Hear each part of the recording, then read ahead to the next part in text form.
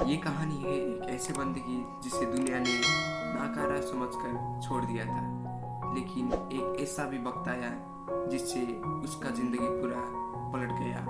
उसे मिल गया एक गॉडली डेडलीस्ट पावर। तो एनिमे की शुरुआत में हमें एक नॉर्मल सी हाई स्कूल बस को दिखाया जाता है। वहाँ पर सभी स्टूडेंट खुद के काम में व्यस्त थे। कोई एक दूसरे को बुली कर रहा होता है, कोई शांत से बैठा होता है, तो कोई कुछ कर रहा होता है। लेकिन तभी वहाँ पर एक रोशनी चमकती है। वो लोग अचानक से एक दूसरे मैजिकल वर्ल्ड पे टेलीपोर्ट हो जाते हैं। वहाँ पर उन्हें दिखते हैं एक विशेष ऑफ गॉड। वो उनको बताती है कि उन्होंने ही उन लोगों को वहाँ पर टेलीपोर्ट किया है। वो आगे बोलती है वो सभी लोग एक हीरो है और उन सब के पास कोई ना कोई पावर है। वो सभी स्टूडेंट्स का एक टेस्ट लेती है जहाँ पर उन्हें उनका रैंक पता चले। यहाँ पर सबसे हाईएस्ट रैंक होता है एस और सबसे लोएस्ट ई। लेकिन जब हमारे एमसी कैरेक्टर 2 का मेमोरी का टर्न आता है तो उसे पता चलता है कि उसका रैंक ई है, जो कि सबसे कमजोर है। सभी लोग उसको देखकर हंस रहे होते हैं और गॉडेस भी उसे इग्नोर कर देती है। तभी स्टूडेंट्स अपने अपने एबिलिटीज को देखकर बहुत ही खुश हो रहे होते हैं। लेकिन उनमें से ही हमारा कैरेक्टर यानी हमारा एमसी कैरेक्टर तोकु मेमोरी, जिसे ई क्लास लेवल का पावर मिला है, उसे गॉडेस के द्वारा बुलाया जाता है और गॉडेस बोलती है तुम जैसे नाकारा इंसान को यहाँ पर रखकर कोई काम नहीं है। इसलिए वो उसे एक सौदा रखती है, अगर तुम इस डंजन से सरफेस लेवल तक निकल गए तो मैं तुम्हारे रास्ते में नहीं आऊँगी।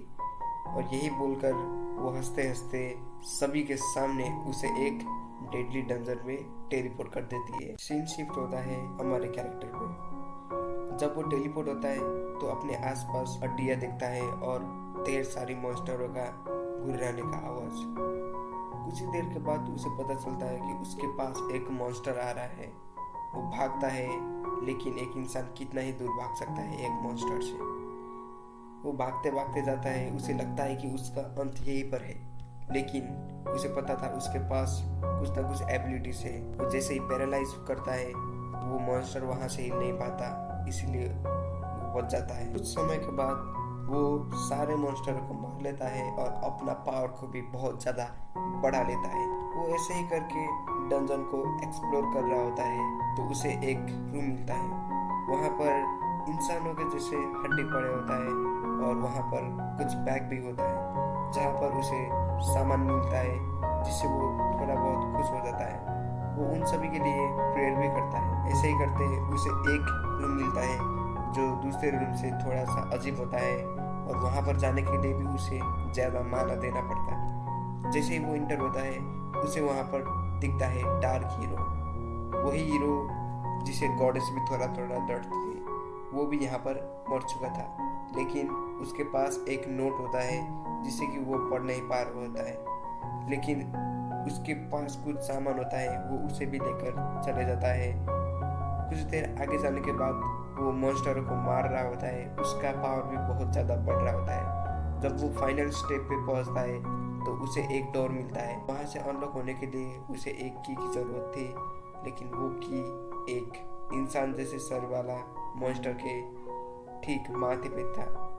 वो भी सोचता है मैं यहाँ से कैसे जाऊँगा, इसलिए वो तय करता है कि उसे डायरेक्ट अटैक करके मारने के लिए। जैसे ही वो इनकाउंटर अटैक मारता है तो वो मॉन्स्टर अचानक से हमला कर देता है और वो इंजर्ड हो जाता है। वो सोचता है ऐसे तो मैं कभी नहीं जा पाऊँगा, इसीलिए वो एक चाल चलता है। वो ऐसा प्रिटेंड करता है कि वो उससे डर चुका है और वो बहुत ही कमज़ोर है। जैसे ही मॉन्स्टर अपने मुंह से कुछ जहरीले लिक्विड से मॉन्स्टर निकल रही होती है, वो अपना प्लान को एग्जीक्यूट कर देता है और ऐसा दिखाता है कि वो डर रहा है।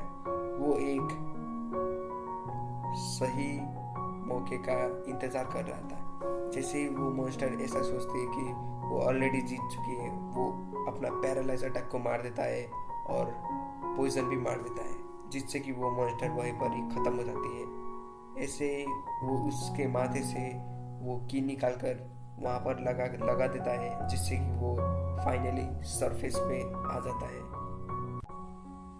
तो एपिसोड की शुरुआत में हम देखते हैं एक एल्फ प्रिंसेस को 4 गुंडे मिलकर ढूंढ रहे होते हैं।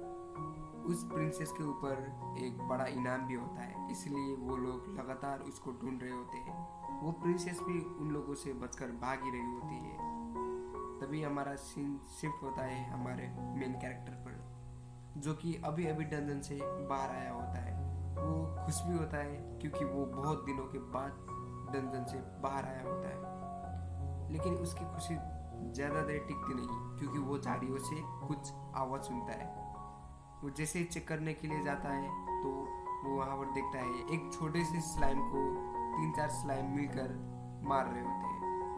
वो उसकी मदद कर देता है और जान भी बचा लेता है। लेकिन जैसे ही वो जाने वाला होता है, वो स्लाइम भी उसके पीछे पीछे आने लगता है। इसीलिए वो सोच लेता है कि उसे अपना पेट बना लो।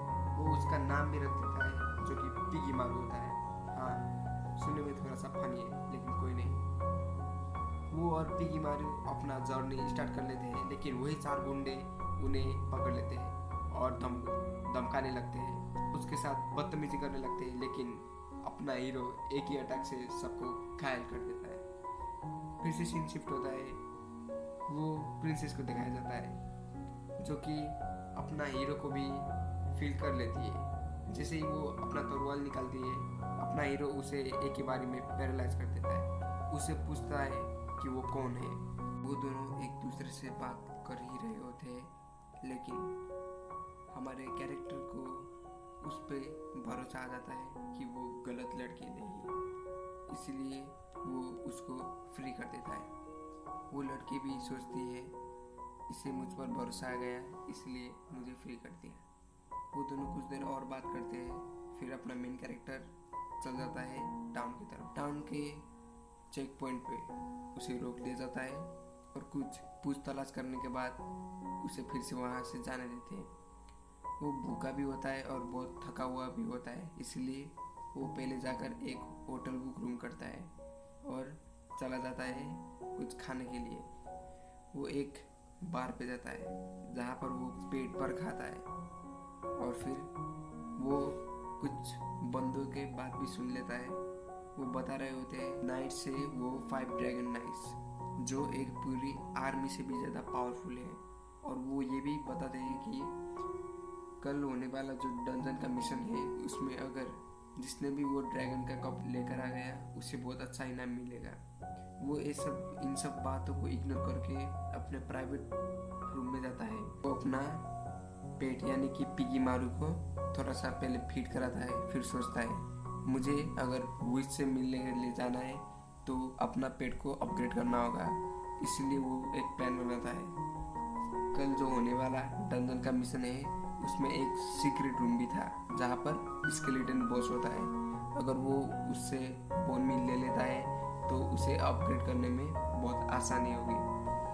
अगले दिन का सीन दिखाया जाता है जहाँ पर बहुत सारे एडवेंचर्स वही ड्रैगन कप के लिए वहाँ पर आए होते हैं। लेकिन वहाँ पर एक बदतमीज कैप्टन भी होता है, जो वही लड़की को देखकर बोलता है कि ये तो वही एल्फ प्रिंस है। इसलिए वो उसका बहुत बदनाम भी कर रहा होता है और हरासमेंट भी कर रहा होता है। अपना हीरो भी ये सब देख रहा होता है, लेकिन उस वक्त वो कुछ नहीं बोलता। लेकिन जब वो सब डंजन के अंदर गए, पहले तो अपना हीरो आगे आने वाला सभी मॉन्स्टर को पैरालाइज करके उन पे पॉइजन मारकर उनको हरा दे रहा था।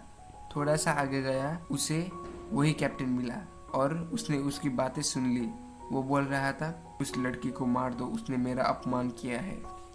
तो वो सिंपली जाता है और बोलता है किसे मारोगे तुम, बोलकर वो उन सबको पर ही पॉइजन दे देता है।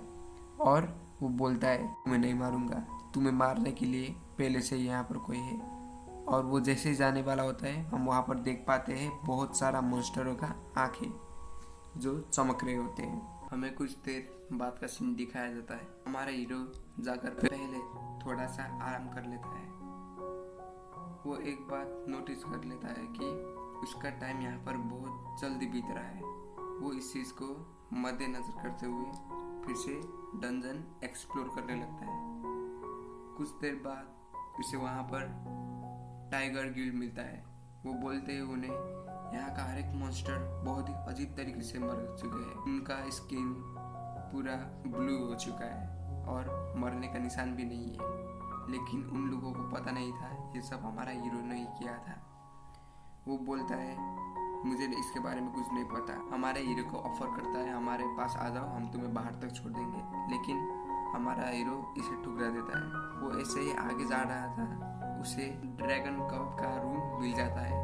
वो वहाँ पर जाता है और पहले देखता है और अपने पेट पिगी मारू को बोलता है ये ज़रूर हिलेगा। इसलिए वो पहले ही उसको फ्रीज कर देता है और पॉइजन भी मार देता है। वो जैसे कप उठाता है वो फिर से कुछ सेंस करता है। जैसे ही पीछे मुड़ता है वो उसी लड़की को वहाँ पाता है। वो लड़की बताती है मुझे लगा मैं सबसे पहले आई हूँ, लेकिन तुमने मुझे हरा दिया। मेरा मेहनत पानी में चला गया। हमारा हीरो जैसे ये सुनता है वो उसको वो कप ऑफर कर लेता है। लेकिन वो लड़की भी वो कप आसानी से लेने के लिए नहीं मान रही होती है। वो बोलती है तुम मुझसे इसके बदले जो भी चाहो मांग सकते हो। लेकिन हमारा हीरो बोल देता है नहीं, तुम्हें आराम की ज़रूरत है, मैं तुमसे कुछ नहीं मांग सकता।